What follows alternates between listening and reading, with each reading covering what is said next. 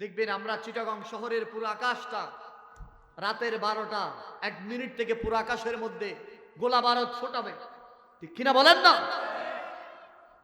বহু গত বছর আমরা দেখেছি গোলা বারুদ ফোটাবে, নাচ গান করবে সারা রাত, ঠিক কিনা?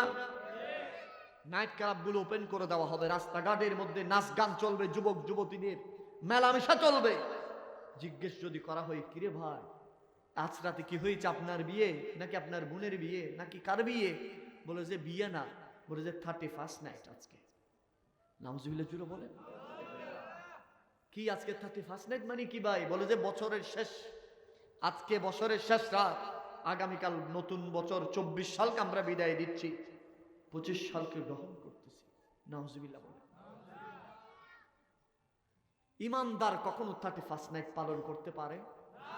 আরো জোরে বলেন, ইমানদার 31st নাইট পালন করতে পারে না।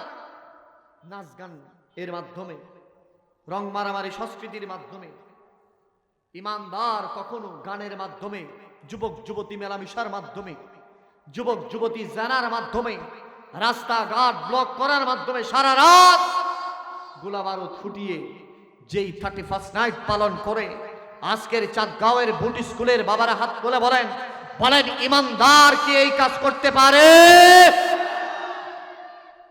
ইমানদার এইভাবে কখনো এই কাজ করতে পারে না, ঠিক কিনা বলেন না? গত বছর দেখেছেন 24 সালকে বরণ করতে গিয়ে ঢাকার মধ্যে 31st নাইটের আকাশের মধ্যে গোলা বারুদ ফোটাতে গিয়ে একজন মা স্ট্রোক করে মারা গিয়েছে বিকট আওয়াজ, ঠিক কিনা বলেন না? এই মৃত্যুর, মায়ের মৃত্যুর দায়ভার কে নিবে?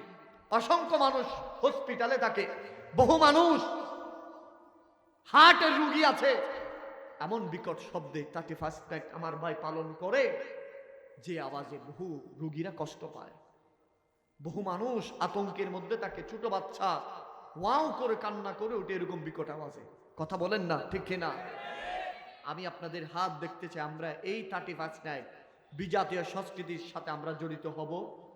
হাত তুলেন, বলেন ইনশাআল্লাহ।